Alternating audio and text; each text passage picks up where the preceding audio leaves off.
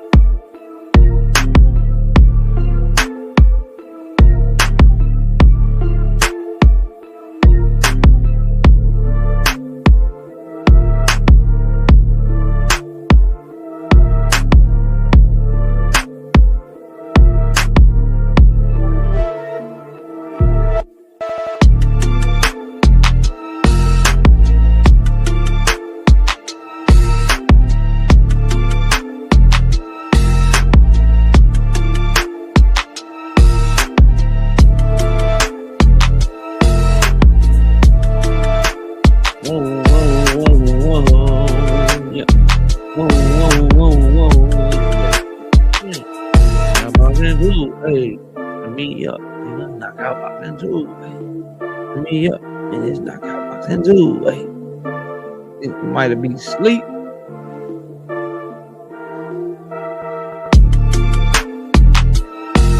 There you go. Hey. Yeah. There you go. Hey. There you go. Hey. Yeah.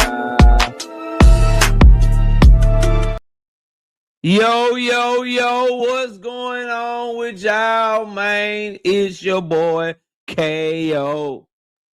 And I got the singing OG KQKC Boxing Network backstage, and we about to get the show started. Smash the like button. Hit the like button. Subscribe to the channel if you're new here. Welcome back to another episode of the Morning After Show. First show of 2026.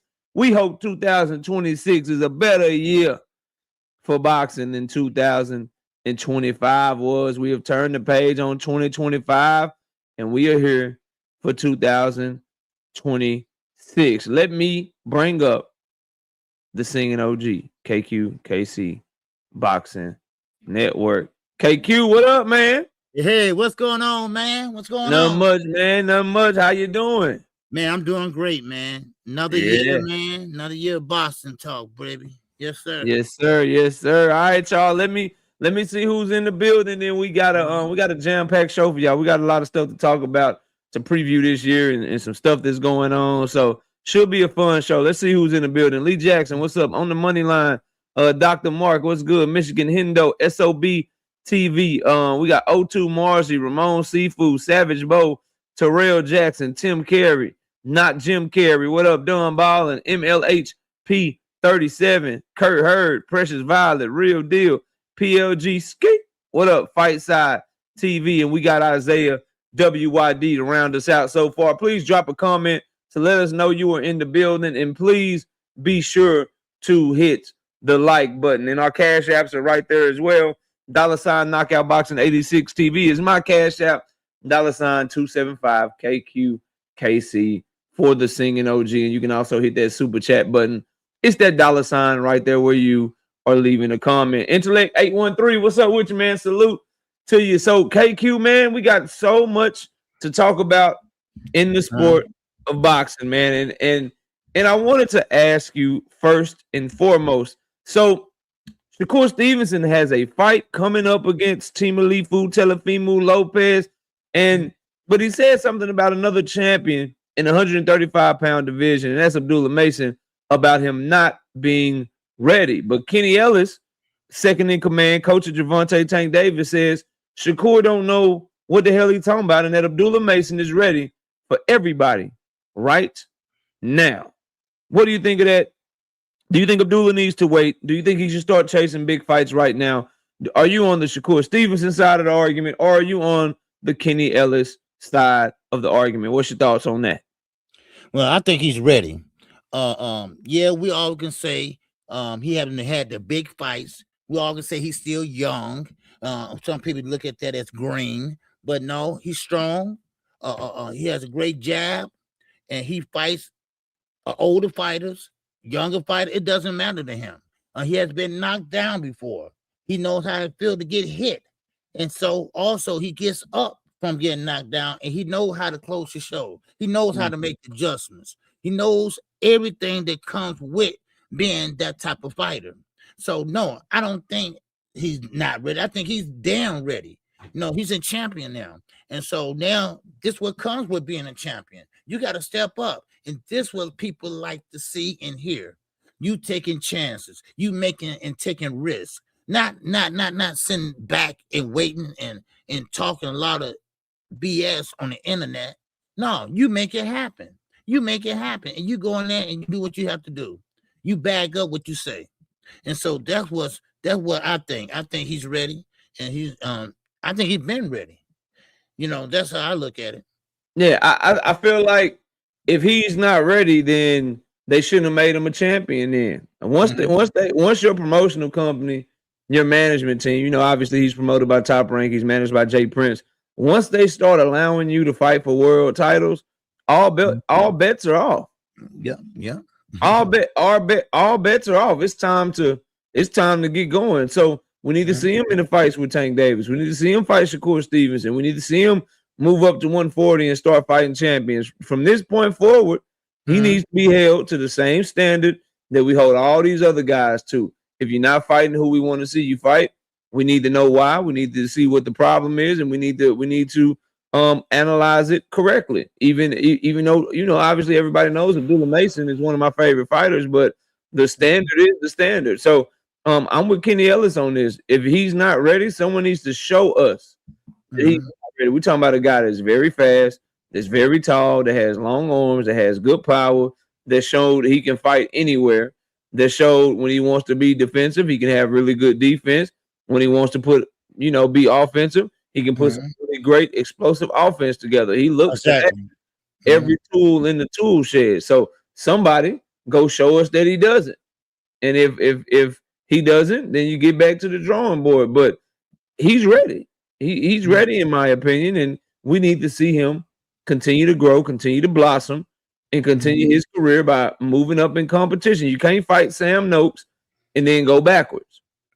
You know, now if nobody's available, I understand everybody has a tune-up, everybody has a homecoming fight. I understand all of that, but over the next year, 2 years, 3 years, 4 years, whatever it is, we want to see him fight the big fights at whatever weight division that he is going to be in. You got anything else on that though? Well, you know what? I just want to say this. Some people look at his age and think, okay, well, he's still green and he's not ready, or probably what Shakur thinking. But still, this you can't go backwards. All he can do is learn after each fight.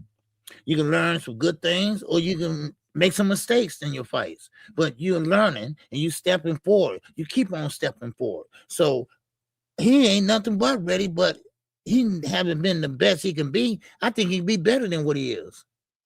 That's what I think. You know, so yeah. So that's all I agree with you. I agree with you. I think you know, when you're 21, you got so much room to grow. You can get stronger, ring IQ can go up, you know, learn even more tricks.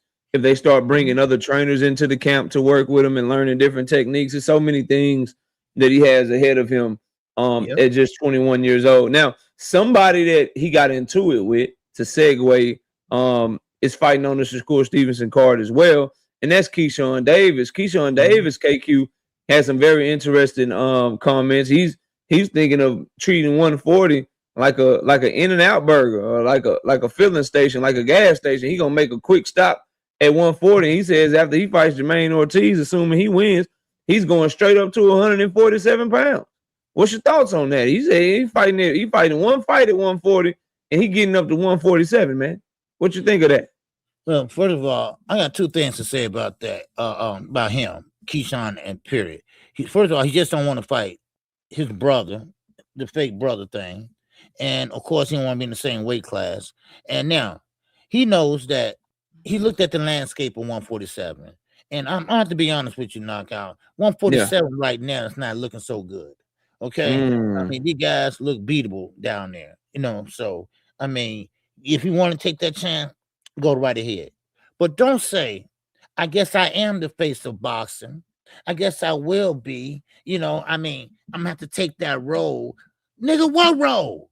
What role? I won't understand how you, what, when you been selling. So what I'm missing here. I mean, he said that on his Ring Magazine talk show. Well, thank y'all for the comment. Man, dude, look, you got to do way more than what you're doing. Just because you got a new team don't mean anything. But right now, I think Keyshawn, he need a rude awakening. But first, he got to get past Jermaine Ortiz. And Jermaine Ortiz is not a scrub, but still, he's a good fighter. But he just got to, take one step at a time. Yeah, Jermaine Ortiz gave a lot of world champions that are a lot more accomplished than Keyshawn Davis a lot of problems. Yep. Exactly. So, he fought Loma very well.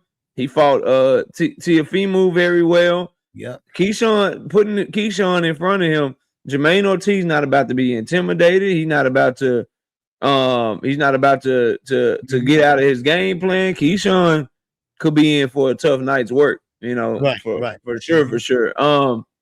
I agree with you.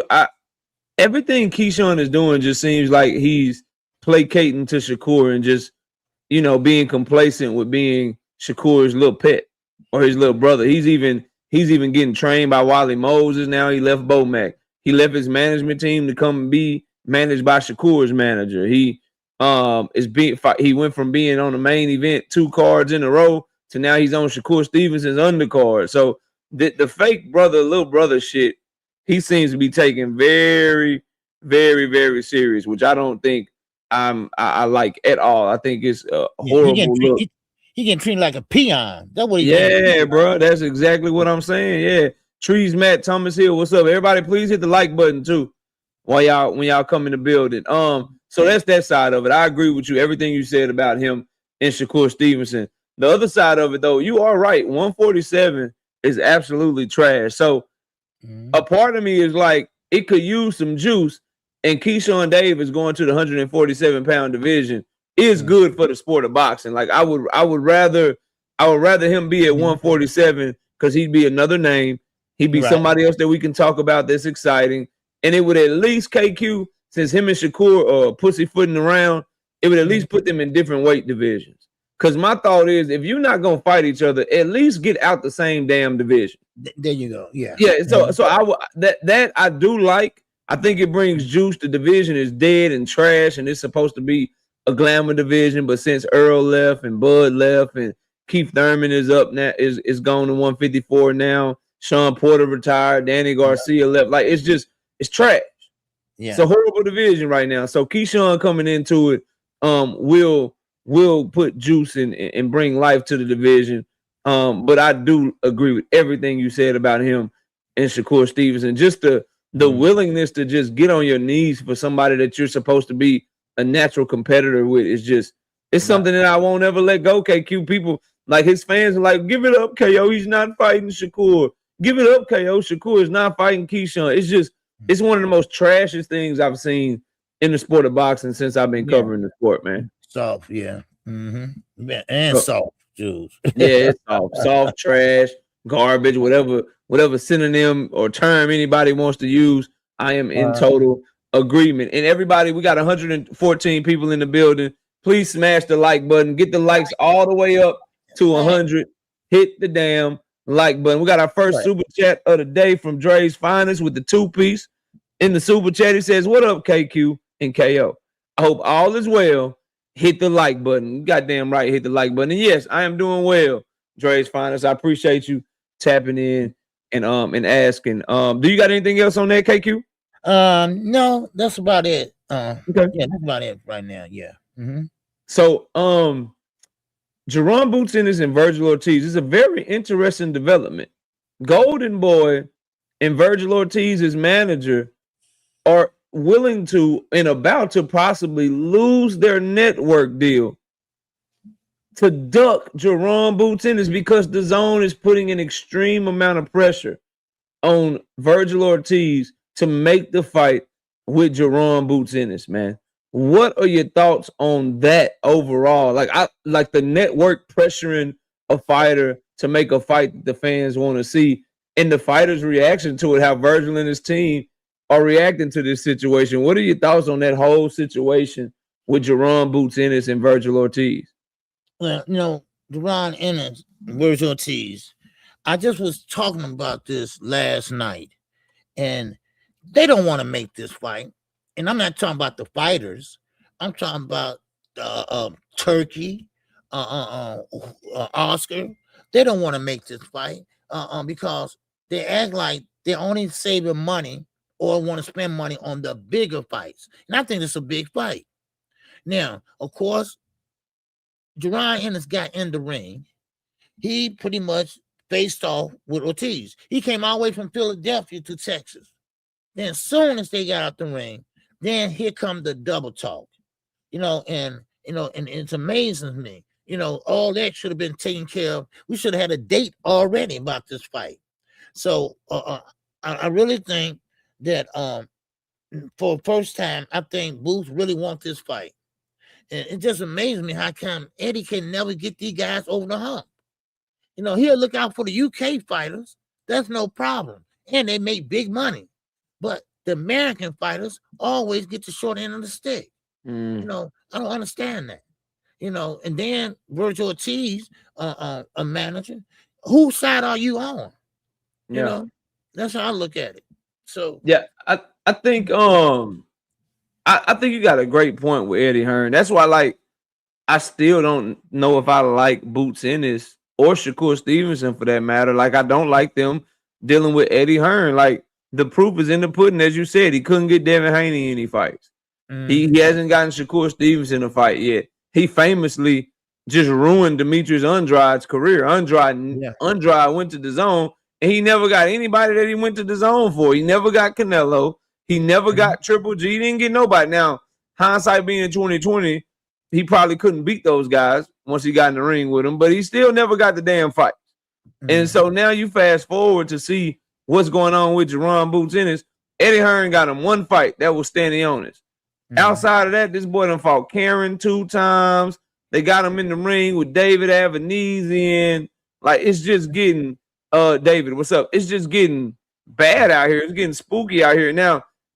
And even with the help from the network, they can't seem to get Jerome Boots Ennis to get a big fight across the damn finish line. Milo, what up? It's sad. But for Vergil Ortiz's part, why do we have to why are we having to force his team to consider this fight when it's the fight that everybody wants? Why is Golden Boy so scared and Vergil Ortiz's management team so scared they are willing to lose a network deal and find themselves on Tubi or some shit? Find themselves fighting on a Pro Box TV contract or something and getting kicked out by the zone because they don't want to make the fight that the zone wants them to make. And I'll say this too. I love what the zone is doing, KQ, because they've been giving Vergil Ortiz free money for a long time. They've allowed him to just keep building Vergil, paying for all these events, giving Golden Boy a budget to put on fights where we all know Vergil is not going to lose the damn fight. And now they finally want to try to get a return on their investment, and Vergil and them is crying and kicking and screaming. So I love what they're doing, man. I feel like he should have to fight Jerome Boots Ennis. We don't want to see him fight Earl Spence. We don't want to see him fight one of these older guys. If he's not fighting the champion, why not fight the fight that everybody wants to see him fight? I think it makes all the sense in the world, me, myself, personally, man. Yeah, and I thought about this also. Now, Golden Boy don't really have any more fighters or stars or A-listers over there anymore. And Vergil lacks some Mohegans over there. So is it a possibility they trying to save that, that loss or potential loss against Boots? Because we know Boots is a great fighter and very athletic, So So that might be a possibility too.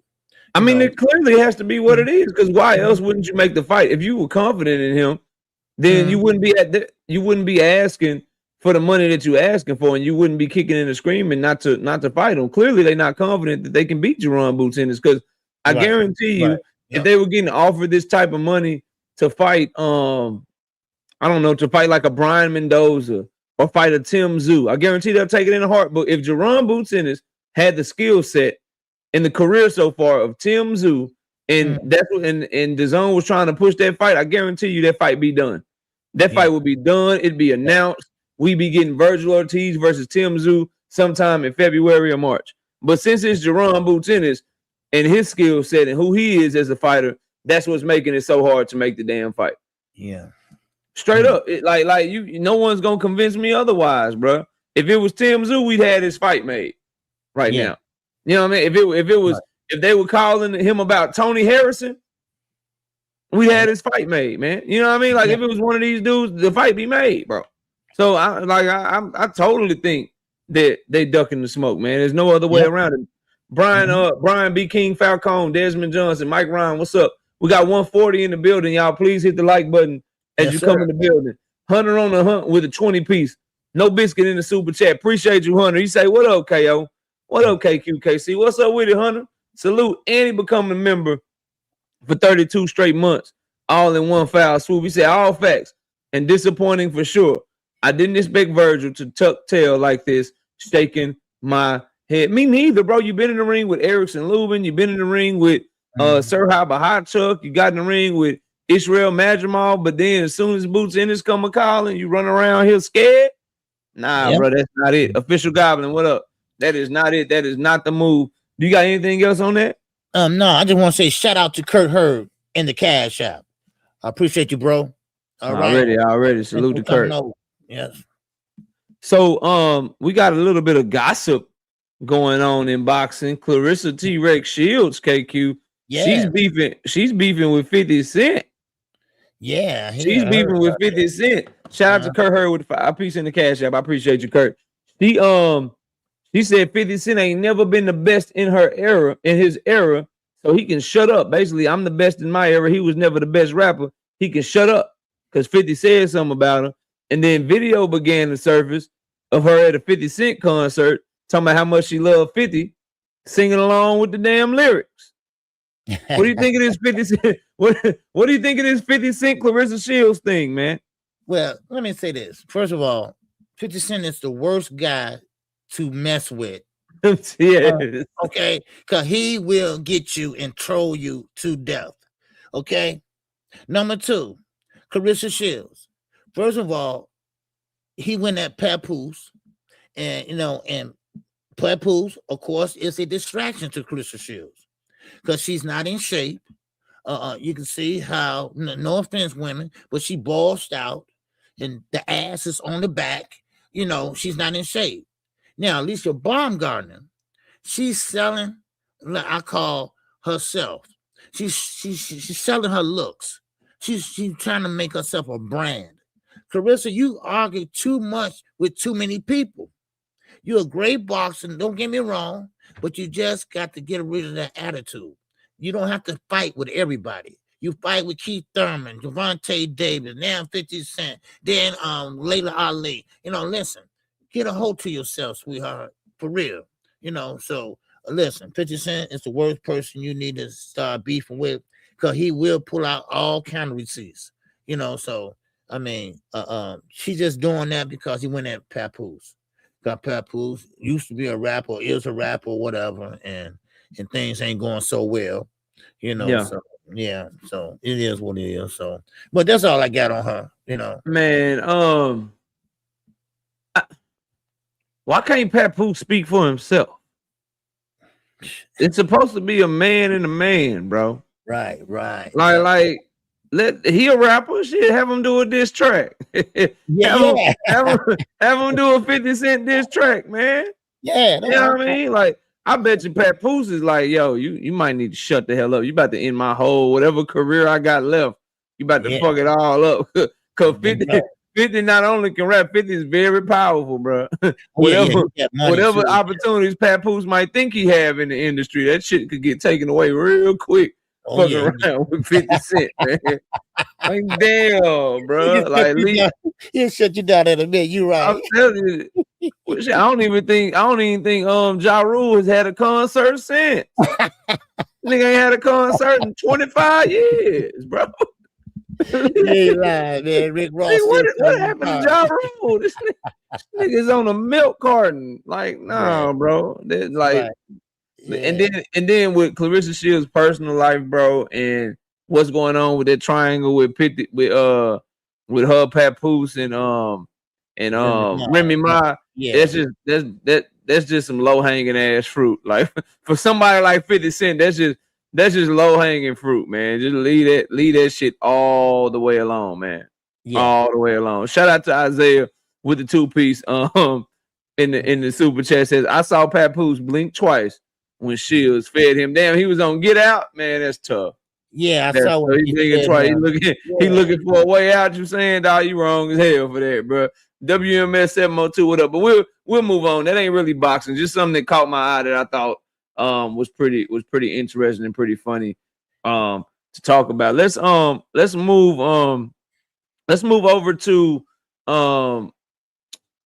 to Devin Haney for a little bit. So Eddie Hearn has let it be known he is not trying to make the Lewis Crocker fight at all.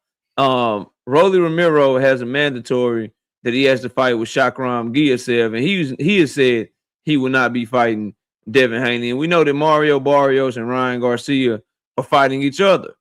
Ryan Garcia is calling out Devin Dream Haney. But it looks like Devin is having a hard time getting people in the ring with him. And obviously that comes with his fan base crying and moaning and pissing and moaning about it. What are your thoughts on Devin Haney and these champions at the 147-pound division and people openly showing that they're not interested in fighting him? Well, I've been hearing this for about a week or something that he been blackballed. No, he's not been blackballed. He prices himself out because everybody except Turkey knows that he's not worth what he asking for. Only one gonna give him that type of money is Turkey. Now I hear through the grapevine that Turkey now is not trying to pay these guys that's not worth it all this money. So I mean they not trying to dug it. And the Ryan Garcia fight, if Ryan lose that fight might not happen at all. Mm-hmm. So I mean, Turkey now the Roosters are coming home to roost because he only want to make big fights that's real big fights, not no undercard fighter. No, he want to make fights with big names, and now the money is running short. No, we said this a while back; it was going to happen. Now this is going to affect a lot of fighters down the line. Now, stop saying that he got endless amount of money. First of all, it's not his money; it's the Kingdom of Saudi Arabia money. And when they say put a halt to it, he got to put a halt to it. So sometimes you got to, and plus, stop the cap. Because every time I look around, they calling out someone else, and you negotiate with someone else. I mean, it just, you want to fight Crocker, but you call out Tank name. I mean, it seems like, it just never ended with these guys. I'm talking about the Haneys. It's never ended, so I know what they're doing. They want to get the weakest link in the division, and for some reason, Devin keep growing. Every time you go to bed at night, wake up in the morning, he's a few feet taller. I mean, he's growing like Jack and a fucking beanstalk. I don't know how he keep growing like that, but it is what it is. But I guarantee you better not go up to 154. I'm telling you right now, because I think that's the new glamour division. That's what I believe. So, but so that's how I see it. He's not being blackballed. I just think he pricing himself out. That's all. Yeah. I mean, it's business, right? I saw a report where people want him to sign a multi-fight deal, and he doesn't want to do it. In order for him to get a shot at these opportunities. The problem the problem that Devin Haney has is this, man. You want you want to be a free agent and move from promotional company to promotional company, but your events don't make money. So you're asking essentially somebody like Eddie Hearn to put his fighter in a fight that they can lose on a one fight deal in an event where they're guaranteed to lose money, and then they lose money on the event and you take the belt from their fighter. You don't offer nothing to be doing one fight deals with these promoters, and they're not doing that. That's why Matchroom, Top Rank, these Golden Boy, these promoters directly. That's why they all looking at, okay, you want our fighter to fight Devin? Well, Turkey, you gonna pay for this shit? Cause we not paying for this shit. You gonna lose some money on this month? Cause we not losing no money on this month. And when you're in Devin Haney's position, you either have to be willing to take less money so that they feel like they can make money off of the event, or you got to find somebody that's willing to just lose money on you. And as you said with Turkey Al-Sheikh, it looks like he might not be willing to pay what he used to be paying for these fights. That's what it's looking like to me. The Kingdom of Saudi Arabia is looking like they're starting to pull back a lot of investments and starting to just focus on what they got going on in Saudi Arabia. At least that's what the reports from the New York Times and sources in the financial sector have been saying for a couple of months now. That's what Dana White said when he announced this new TKO venture that him and Turkey Al-Sheikh are doing. So we'll see what happens, but I think it's more so, KQ, a byproduct of Devin Haney wanting to be overpaid. And when I tell people that, they tell me that your value is, well, you know, that no, he's not getting overpaid, or these guys aren't getting overpaid. You're worth what you can negotiate. And what I try to teach people and tell them is that's not true. Your worth is determined by how much money the event generates. So if I pay you $10 million just because you can negotiate it, well, if I pay you the $10 million, then we go do the event and I still lose money, you weren't worth that fucking money that I paid you. Regardless of what you were able to negotiate, you ain't worth it because I lost a shit ton of money. So that's what I believe is going on here is Eddie Hearn, Rolly Romero and his team, they're looking at Devin Haney like, okay, you're favored to win this fight. You're a better boxer than Rolly Romero. You're a better boxer than Lewis Crocker, right? So you're favored to win this fight. I got to give you a one-fight deal. I got to pay you the millions that you want, and I got to pay my fighter as well. And I might lose money, so I get punched twice. I get a double whammy. At least if you got to pay all the purses and everything. Yeah, at least if I feed my fighter to Canelo Alvarez, if I feed my fighter to Tank Davis, if I feed my fighter to Anthony Joshua, at least I know I have a chance to make money if I'm a promoter. But if I feed my fighter to Shakur Stevenson, if I feed my fighter to Devin Haney, I need somebody to finance this shit because I ain't finna make no money if I put it on myself. And that's what people are looking at, and that's what people are not understanding, bro. You have to be able to be willing to take less, or you have to be willing to sign with somebody long term, or you have to be willing to put on a big event. And that's how you get deals done. You got to be willing to sign a 2-3 fight deal, or you got to be able to make the promoter money.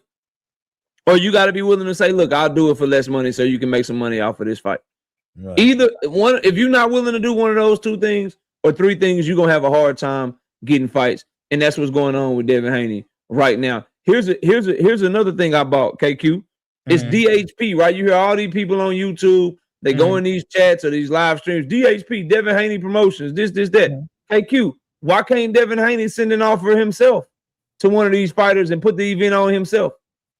Because that's just for tax purposes. They don't have no big stable over there. I mean, they might have 1-2 fighters. That's about it. So yeah, he could put the money up himself. I mean, now I'm gonna tell you, but they will look out for the UK though. Turkey will look out for the UK fighters. He's been focusing on the UK lately. I see. So yeah. But yeah, they can pretty much if there's a promotion company, and a lot of these guys get these promotion companies say, "Oh, I'm a promoter" and things like that. And next thing you know, they don't have the money or the backing or the fighters. So let's see. I mean, sometimes like you said, sometimes you have to negotiate down and say, okay, I take less to get this fight. Cause the next fight, okay, let's say I get in a winning belt or something like that. Next fight, you get more, so it just depends, Yeah. So, but you asking for all this money each time you fight, Turk, listen, like Milo, I think it's named Milo, Yeah. said, listen, they burnt all their bridges, they can't, look, what happened with them and Oscar. Yeah. What happened with Floyd and them when PBC all together, and then top rank. Remember you said, hey, you mean tell me the face of boxing, can't make this much or Yeah. whatever. Yeah. So, Yeah. I know yeah, what you're so, talking about. Yeah. so now they don't have nobody but Turkey. And I got you. What I'm saying, what I'm saying, they talk all this independent shit though. We independent. We this. We the boss. We this. We that. Right. All right, cool. Well, if you got DHP, send the offer for the fight. If you believe people are undervaluing you, right? You pay Lewis Crocker whatever you need to pay him, or Rolly, whoever, whatever champion. You make it a DHP event. You go to a network. You get yourself a network deal, and then whatever you eat, you kill after you pay your card or whatever. Yeah. Whatever live tickets you do, if you put it on pay-per-view, whatever pay-per-view numbers you do, y'all get to keep all that. Why not try to do that? If nobody wants to put up the money for you to get these fights or whatever, how about you put your own money up since it's Mr. Independent shit? Right. The fact of the matter is they going around asking for money, begging people for money, and then getting mad when they don't give it to them, and then calling them people a duck because they don't want to lose millions of dollars on your ass. That's crazy to me, bro. Yeah. You ask somebody, man, look, pay me $5 million, pay me $10 million, whatever it is, and then you sliding them a fight where you was on the fucking undercard the last 2 times. Yeah. Like, come on, bro. Like, you want 10 million, whatever you want, bro. But you was on the undercard, bro. Right. Like you was on David undercard, you was on Ryan Garcia undercard, but niggas supposed to overpay for you and then just be cool with losing money and having you outbox their fighter. You gotta give me something. Shit. Right. You gotta bring something to the table. Niggas ain't bringing nothing to the table.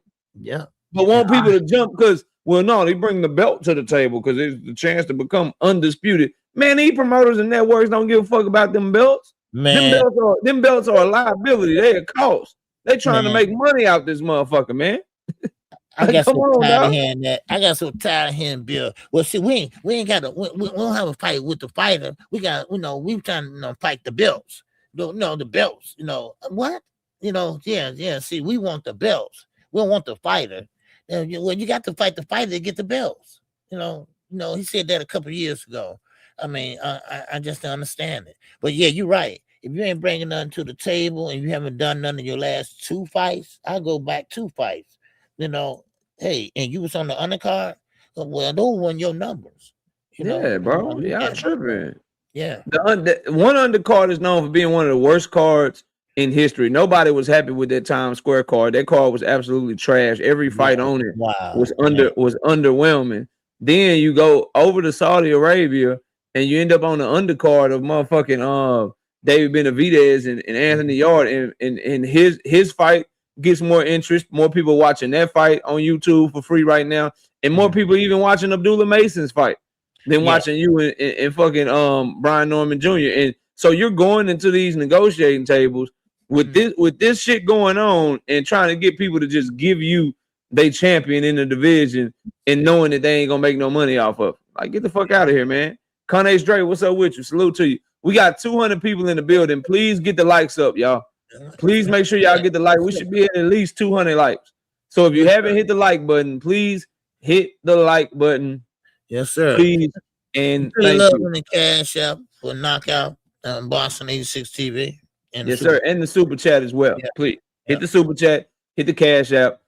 I appreciate y'all. Let's talk a little bit about Gervonta Tank Davis for a little bit, KQ. He is supposed to be coming back to boxing.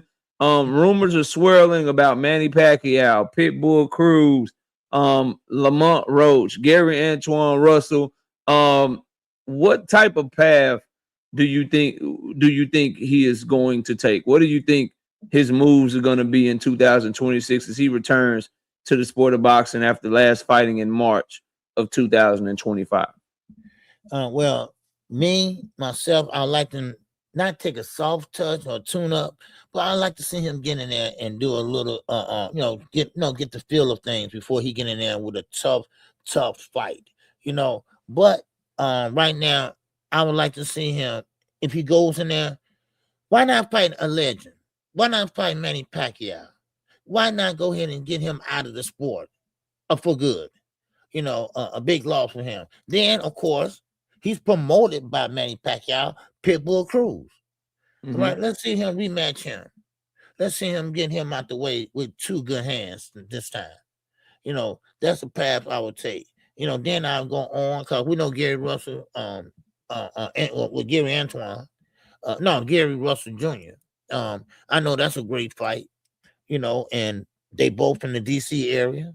That can be a big fight right there, So go ahead and get him down because Lamar Roach ain't, he ain't saying nothing, and I think he went in hiding somewhere.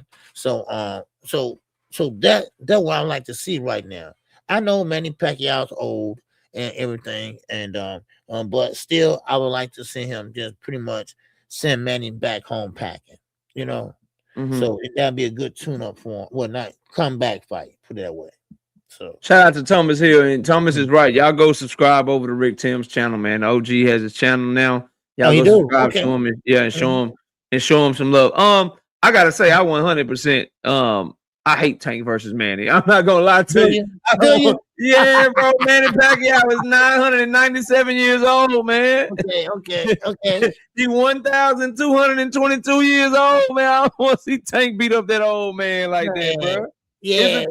But I do get where you're coming from, and this is what I've said about it because it is a realistic possibility. I'm told it's a 50-50 shot that his first fight is either gonna be Pacquiao or it's gonna be Pitbull Cruz, right? It's gonna be one of them two. Now, A1, I will take that bet. If you betting on if that fight happens and you betting on Pacquiao to knock Tank out, I will bet you whatever you want to bet. I'll bet you whatever you want to bet. I know your ass is trolling. Manny gonna knock Tank out. All right, well, let's bet then. But I hate the fight. From a competitive in the ring standpoint. Watch that review. Manny Pacquiao ain't my age, man. Watch that. Nah, he older than KQ. That nigga is 2,000 years old. He old as shit. So I hate the fight in the ring. I'm not gonna lie to you. Like, Manny is too old, too slow. He's a shell. He's a shell of himself. And he's just trash to me. Like I don't like the fight at all. Manny is fighting life and death with Mario Barrios, bro. Then you be allowing Tank Davis to cut less weight, so he probably be stronger and sharper and punch even harder. Like, you probably get the nigga that you get in sparring when he's in shape to fight, man. That's just a horrible style. So I think it's a terrible mismatch. The business though is why I understand what you're saying, because Manny Pacquiao would give him an opportunity to make the type of money that he missed out by not getting the Jake Paul fight. Fighting Manny Pacquiao with the fan base that Manny Pacquiao has, and them 115 million people that live in the Philippines, and the fan base that Tank Davis has, and the people that follow him, they have a chance to do a great live gate. If they decide to just do the fight on streaming and they do it for free, they got a chance to break some streaming records. If they do put it on pay-per-view, they got a chance to do some good pay-per-view numbers. So I understand the business behind that fight. The in the ring shit though, I'm just not fucking with Tank fighting the 3,000-year-old Manny Pacquiao. But it'd be a tune-up. If you tell me he's fighting 2 or 3 times this year and Manny is the first fight and he's gonna be way more active this year than he has been the previous year, then shit, okay. I mean, as a tune-up, all right, cool. No issue. No issue at all. Now, the path I would like for him to take is at some point this year, I want the Lamont Roach rematch. The problem is Lamont Roach's hand is fucking broke. Okay? His hand is broke, and so when will he be ready to fight? Okay. When will he be ready to fight is the question. But if we can't do that, then I'd rather see him fight Pitbull in a rematch, since that's on the table, and then maybe one of these fights with a 140-pound champion or somebody like that. Obviously, the winner of Shakur Stevenson and Team Alifu will be a great fight. But if Shakur wins that fight and he continues to work with Turkey, I just don't see how Tank and Shakur ever get in the ring because they are doing business with two entities that it's going to be hard for them to do business together. Especially for Tank, not in general, because PBC does work with Turkey, but they not finna send their A-side fighter over there to go make Shakur Stevenson comfortable. Ronnie Bravo, what's up, man? So that's what I think, man. You're right, Drink. Yeah. Drink. So they telling me Manny is nobody's tune-up, even at this age. All right, man. Listen, bro. Father Time is undefeated, bro. My Father Time is undefeated, and I understand y'all saying Manny got power and he got tricks and he's this and he's that, bruh. He got caught coming in too many times from Mario Barrios for me to believe he ain't gonna get caught coming in against Tank. That leaving your feet shit, leaving your feet, jumping up, leaving your feet, all that bullshit. Okay, all right, and y'all gotta understand something, bro. The Tank that you about to see is probably the Tank that you saw in 2023, the one that was pissed off because he had been or 2024, I should say, the one that fought Frank Martin, the one that was pissed off, happy to be back, focused because he had just got done going to jail or whatever. Niggas had a tumultuous ass fucking 2025. He had to draw with Drawmont Roach. Then he went in there and he got arrested for some shit that got dismissed with his BM. He had the baby mama drama. He lost out on the goddamn Jake Paul fight. It looks like that case is bullshit, which we'll talk about in a minute because I don't know if you've seen what I'm about to bring up, KQ. It looks like that shit is bullshit, getting thrown out. The nigga has been buried alive, bro. He has been buried alive. And that is the Manny Pacquiao that Tank Davis gonna be getting. So y'all, all right, bro. Y'all go ahead. That is the Tank Davis that Manny about to get in front of, bro. The one that was on his shit. The one that was on his shit against Frank Martin. So y'all keep on. Now I get what you're saying, Knockout, about the fight and Manny Pacquiao, but like you say, it's a big fight as far as financial wise, and I think they can make some money, whatever, and it's a good comeback fight. I know Manny ain't punching hard like that no more. I mean, he's not, of course he's leaving his feet, like you said, and of course he's a southpaw, and he's just not the same Manny, of course, and he's older, and that might not be such a good idea in a way, because Tank does hit hard, and you don't need Gervonta Davis going in there taking a soft touch like that. You need him to get in there and be him, and work out what he need to work out, and I don't think he really, I think he's still, in that gym doing his thing, Oh, no, he is most definitely. Yeah. So, yeah. Okay. Yeah. That's all I got on it, though. All right. So, KQ, I have a video coming on this that's about to drop at 11 o'clock. I don't know if you saw this. I'm going to email it to you when we get off of here. But there have been some new documents released on Tank Davis's court case. The judge has made an order of the case management. And would you believe that he has given the plaintiff, Courtney Roselle, until February 27th to serve Tank Davis his papers, or they're going to throw this case out? They still have not served him the complaint. Wow. So the judge has sent a court order to both Courtney Roselle and Gervonta Brian Davis, to both of them, that if they don't service the complainant and service him his papers by February 27th, then the case is about to get thrown out. What do you think of that? What do you think of the fact, number one, that he still hasn't been served his papers, and that nothing has moved? They haven't filed any motions. They haven't done anything to let the judge know that they're having a hard time finding him, and that the judge finally had to come out 2 months after the case was filed and basically tell this woman that if you and your team don't serve him by February 27th, then we're gonna throw this shit out. What do you think? Well, what do you think of all of this? Things are not what they seem. Okay, it seems like things have been blown out of proportion. For those that say they seen the tape, okay, they lying. If they did, why they holding on to it? And of course, most states pick up that case, even the woman press charges or not, they will pick it up on their own, especially with evidence and camera evidence. Now, this case, the reason why the judge will say, you know what, I'm giving you to next week, right? Okay, well, this case is falling apart, knockout. This case is falling apart. Now, also, this might not be her first rodeo. Okay, that means that she is a repeat accuser. So therefore, and Tank probably have great lawyers. I'm quite sure he does, and she probably have an ambulance chaser type lawyer.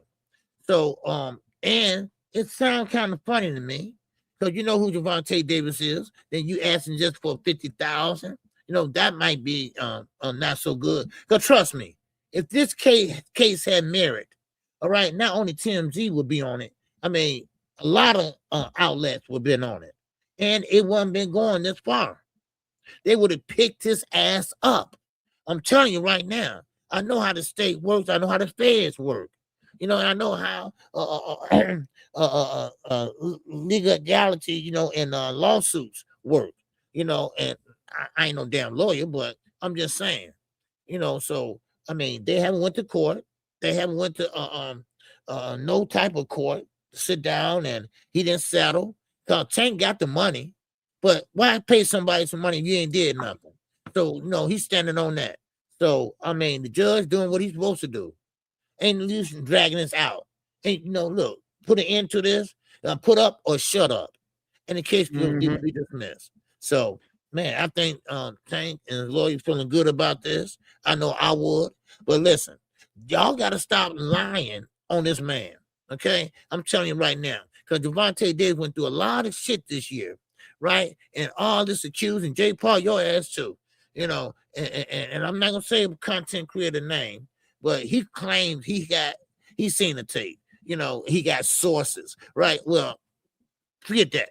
Okay. Well, anyway, listen. I think it was blown out of proportion, knockout, and I think it's bigger fish to fry. Besides us, I mean, I think it's coming from higher up sometimes. Yeah. That's what I believe.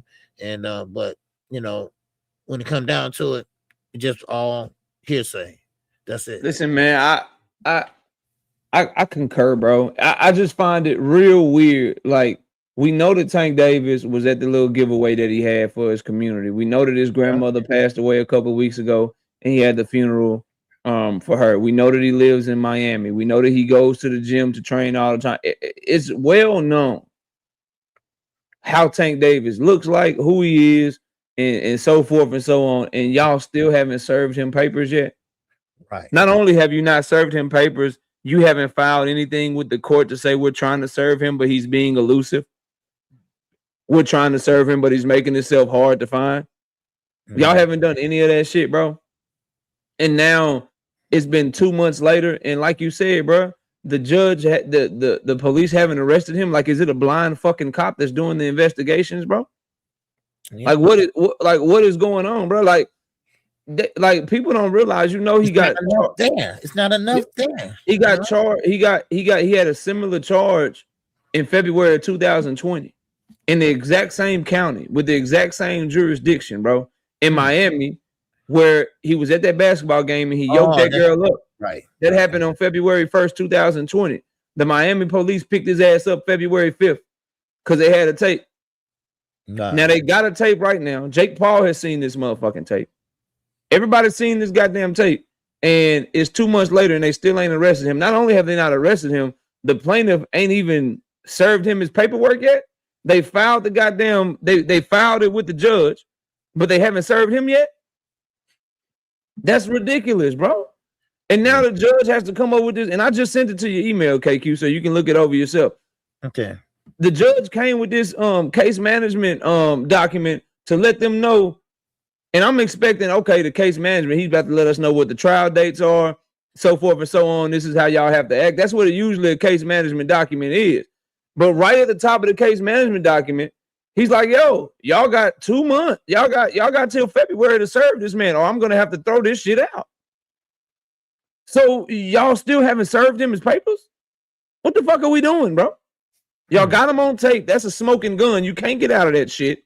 Right. Y'all got all these witnesses. That's a smoking gun. You can't get out of this shit. And y'all still ain't served that man, and he still ain't been arrested. Something don't seem right, bro. Yeah. It ain't something seemed crazy to me. I'm not saying he innocent or guilty because I'm still gonna wait on all the facts to come out. But this shit is getting wild to me, man. It's getting really crazy, KQ. It really is, bro. Yeah, something ain't adding up.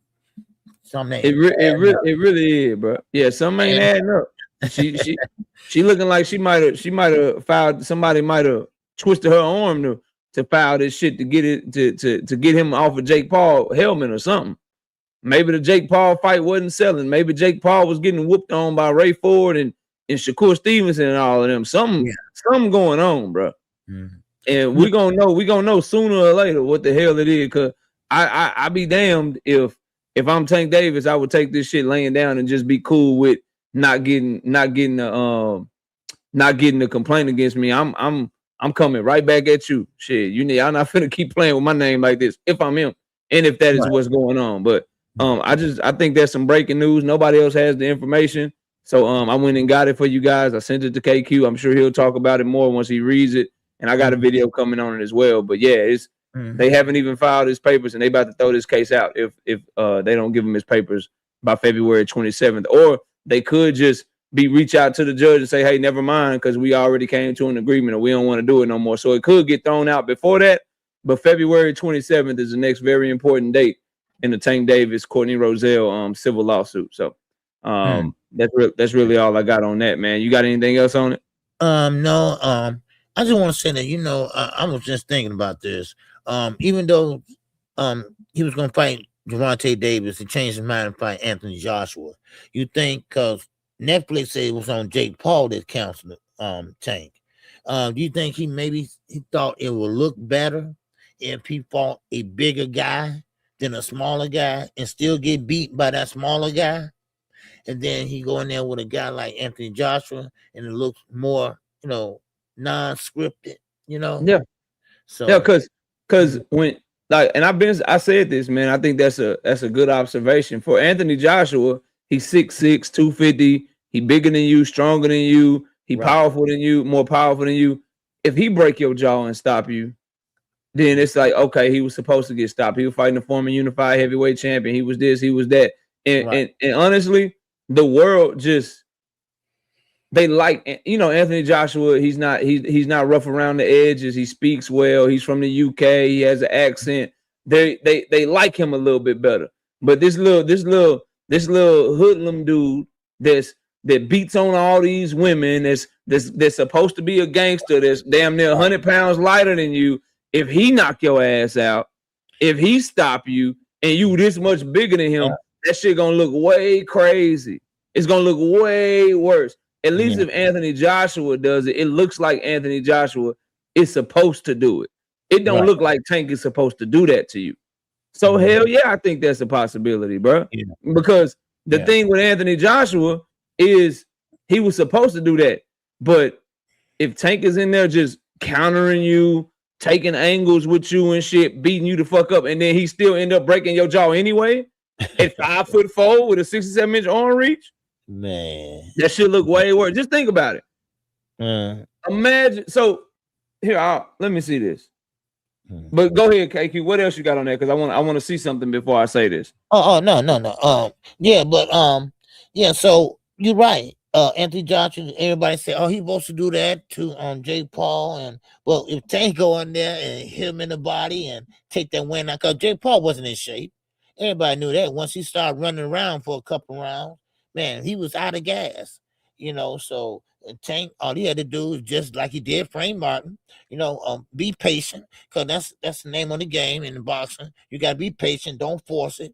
And then next thing you know, he would have had him with a body shot or anything, because Jake Paul, let's be honest, he's not a real fighter, okay? And I'm going to keep on saying that. And so Tank, it would look mighty funny that he get beat up by a short 135-pounder, and he supposed to be a cruiserweight. So it looked mighty funny. But Anthony Joshua, like I said, he has to look. he has the UK sound, and so that's what they expect. And he's a former unified champion. So, and I think he's a former gold medalist in the Olympics, from the Olympics. So, yeah, that would have looked a lot better. See, Jake Paul, he's full of shit. He's behind all this, you know. So this is what I'll do for you, right? If you go to the DAZN boxing highlights for Jake Paul and Anthony Joshua fight highlights, they got 1.4 million views. You go to Tank Davis versus Frank Martin highlights on PBC's platform, they got 6 million views. So imagine Tank Davis versus Jake Paul highlights and how crazy it would be and how viral it would go had Tank knocked him the fuck out. And beat him the fuck up. So you have way more people watching it. And Tank Davis has a bigger fan base in America than Anthony Joshua does. And it just looks like he's not supposed to do that to you. So it's more embarrassing, bro.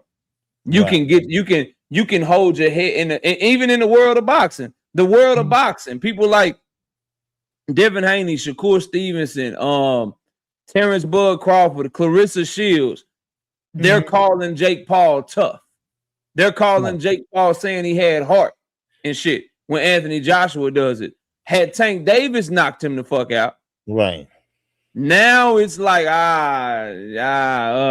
we can't really give you credit, Jake Paul.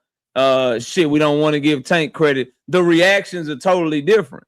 And everybody knows that shit, bro. So I think that definitely, unless you can show me that tape and Tank Davis get charged and he end up, being shown to have done this shit, it will prove that Jake Paul was lying. And we got to start. And I'm going to remember all of this shit.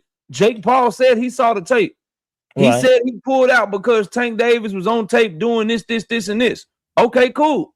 Well, if that tape don't come out, he don't get charged, and we don't see him doing what Jake Paul said he was doing on that tape. Now we're going to come back on this channel, at least. Going to come back, and I'm going to ask, okay, well, we know that you were lying about that. So why did you really pull out of the fight? Right. Because your ass was scared. Because something was going on. Because you didn't see a tape. Ain't no way you saw a tape that the police didn't see. Right, exactly. No. Ain't no way you saw them doing that and the police didn't charge his ass and take him to jail. So why did you really pull out the fight? That's what I'm going to start asking. That's what I'm going to start asking as soon as all this shit come out. If it don't come out the way they say it's going to come out, bro. Yeah, and then, of course, Netflix, they got their nose up in the air a little bit because Jake Paul numbers are falling. They are falling. He did worse and worse every time he performed.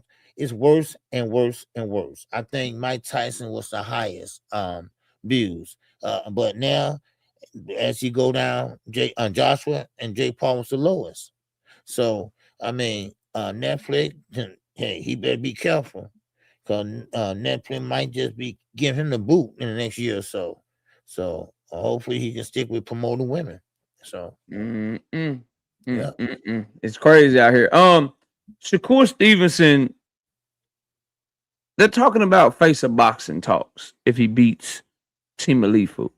I've heard him say it. I've heard his fans say it. He beats Team Alifu, he becomes the face of boxing. He steps on Team Alifu, he becomes the face of boxing. What is there a path, in your opinion, for Shakur Stevenson to ever become the face of boxing? Can he do that?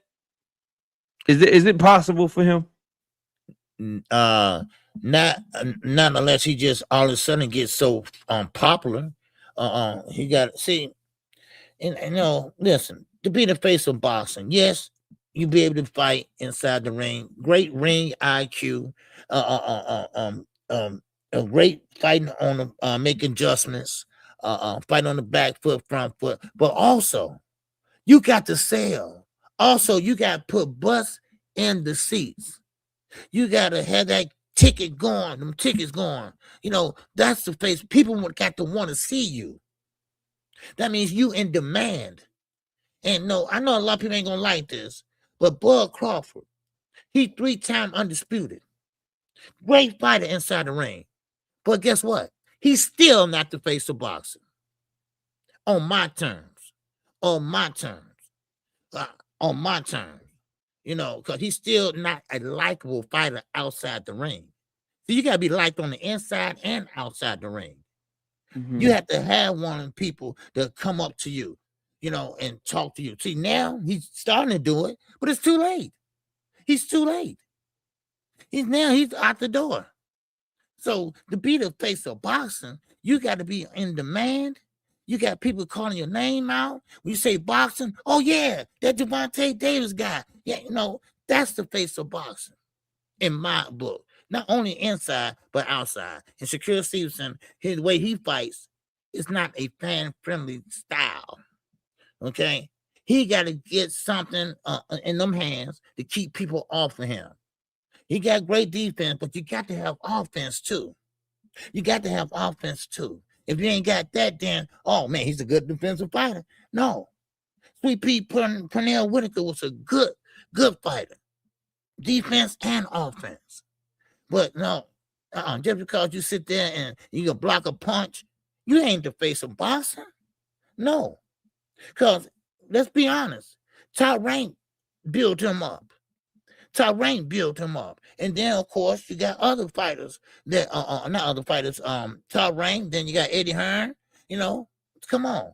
You can't use that name loosely, but everybody got different criteria, but that's mine. That's mine. That's all I got knocked out. I got you. Shout out to Donnell Jenkins being a member for 8 months. I just got here. Did I miss the Tank part? We just talked about Tank probably about 10 minutes ago. We just finished probably about 2 or 3 minutes ago. This is the topic we're talking about right after Tank Davis. So you dropped this at 10:15. So you dropped about 10 minutes ago. That means you probably heard some of the Tank stuff, but you can go back a little bit and we probably covered it. Shout out to Boxing Hacker with the 5 piece in the super chat. Jake causing Tank legal issues is a flat earth level conspiracy theory. Come on, KO. Let's be real. It's on Tank for losing that fight. No one else. Let's be real. You have no evidence to support that because he allegedly lost the fight because he got sued. You don't know if he did what he got sued for or he didn't do what he got sued for. It's flat earth, bro. Flat earth is pretending that you know what the hell happened when neither you or I was there. That's some flat earth shit. So how about you wait for all the facts to come out before you say he either did or didn't do something and you know why he lost the fight? Because Jake Paul said he lost the fight because he was on video dragging the girl out and beating the girl the fuck up. Have you seen that shit? Has he been charged for that shit? Has he been arrested for that shit? Unless you part of the people that saw the goddamn video, but you holding on to it, then shut the fuck up with that, bro. Like, you sound stupid, bro. You sound super dumb. You sound super stupid. Don't ever say no shit like that again, bro. don't ever say no dumb shit like that, man. Use your brain a little bit more. But on the Shakur Stevenson part, KQ, I feel like there's really no path because if it ain't Tank, it's so many more fighters, bro, that people prefer to watch fight that are that are right there in the catbird seat. Like I would put. So obviously we got Tank, right? Bud Crawford is retired. Canelo Alvarez is on the downcline, just lost and shit. He don't have the motion that he used to have, but you got Tank Davis, right? Still there.